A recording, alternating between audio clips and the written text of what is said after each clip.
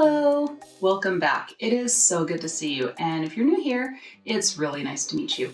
I'm Monty, and on this channel, we talk about all things science fiction and fantasy, especially when there's a little bit of romance involved. And today we're getting into the romance of it all. So today I wanted to talk about the latest Ruby Dixon release, and that is Flor's Fiasco. Y'all, I was so excited for this. You know, I love Ruby Dixon. I love the Ice Home series, and that's exactly where this book lands. It is the 17th book in the Ice Home series, and I just thought it'd be fun to kind of break it down. It's probably gonna be a shorter video, that's fine. I will tell you when I get into spoilers, I'll give you a big warning so you can skip over those if you want to. But if you do want to hear all my opinions about this book, dive a little bit deeper, stay tuned, let's get into it. So let's talk about the basic plot. I'm just gonna summarize the little blurb on the back of the book. I hate reading them verbatim. I'm gonna summarize it and probably not give as much away. So this book comes right after Daisy's decision, and the events, there's no time skip or anything, and the events in this book center around Flor.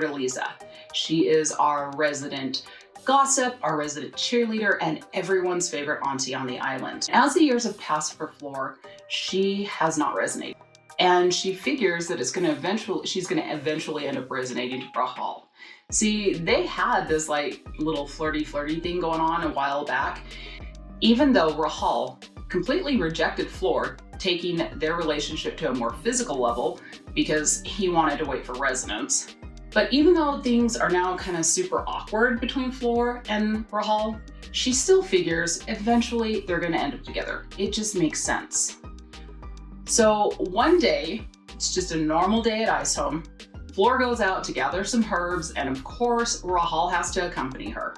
And I'm gonna tell you, Flor is pretty over like RHODESMAS wanting to like talk about their relationship and like smooth things over and blah, blah, blah, blah. And then boom, resonance. But, and this is a big but, she doesn't resonate to RHODESMAS. Nope, she resonates to Irek, the grumpy, stiff leader of Shadowcat clan. And this is not great because Irek is kind of long distance dating Tia. So basically this book is about the struggles of two best friends, Flor and Irek, coming to terms with their resonance and what that means for our Ice Home village. I'm not gonna lie, there are some hurt feelings from both RHODESMAS and Tia about all of this, but you're gonna have to read the book to find out. So now I'm gonna jump into the spoilers, and if you don't wanna hear about that, go ahead and skip the next chapter, or you can go to this timestamp right here. All right, so this book is kind of a game changer. According to the letter from Ruby Dixon in the back of the book, P.S. you should always read those. But anyway, this is the end of this Ice Home series. Now, I know, I was kind of confused too, because shouldn't we at least get one more book with RHODESMAS and Tia? But wait, there's a twist. See, this book introduces a whole new plot element. You remember in the Corsair Brothers series how there was that whole illegal cologne operation? If you haven't read it, go check out my video. I go over all 4 of the books. It'll make more sense. Anyway, so there's this whole illegal clone operation, and all these like clones needed a home. Well, some of the clones are dropped off by Neri to our very own little ice planet, just like she did with Daisy. So we get a whole new cast of characters, including our first human male, Jason.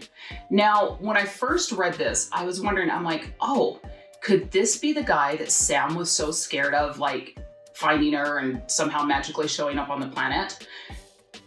But alas, no. That dude's name was Brad. He was awful. I don't know, I'm of two minds. I'm kind of glad it wasn't him showing up, but at the same time, like he was there when Sam was abducted, so he could have been abducted at the same time, and that would have been a crazy plot element, especially now that we know what happens and how clones are made. But anyway, it's Jason, not the same person. And like I had to actually look this up because it's amazing to me how much I've forgotten from Sam's Secret, because that book was just like wah wah to me. So anyway, so now we have this whole new group of people, yay! But wait, there's more. So in this book, Daisy decodes the writing that was on the crashed ship. And she finds out that the survivors of that crash were trying to warn anyone that comes here of the hostility of the native inhabitants of the planet. Now, do they mean the islanders? No. No, there's a whole nother group of aliens living on this planet that are the original inhabitants of this planet. And they kidnapped Rahal.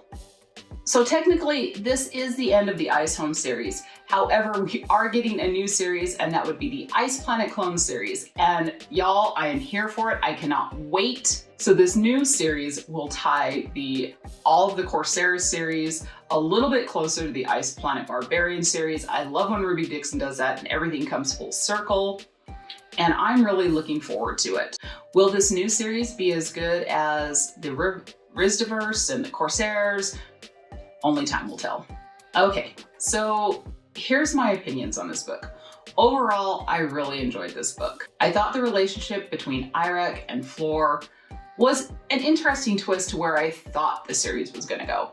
Of course, I, like most people, thought that Flor would end up with Rahal, Irek would end up with Tia, like we all predicted it. So I was really happy to see this twist. I'm really glad Ruby Dixon did this. It just made everything more interesting. Plus, it opened up some new possibilities. Plus, I thought it was pretty original how Flor and Irek get together. And by original, I also mean pretty steamy. But you'll have to read it to find out. And I liked how we finally got some dimension to both of these characters. I loved Flor. I mean, I love Flor because, you know, she's gossip, but she's always like happy-go-lucky and optimistic, and she was just a great character. But I also loved how this book was able to explore her Filipino culture and heritage and how she brings that to the Ice Home Village. And this book really made me warm up to Irek because honestly, he was never my favorite character. But in this book, like, I couldn't help but like him.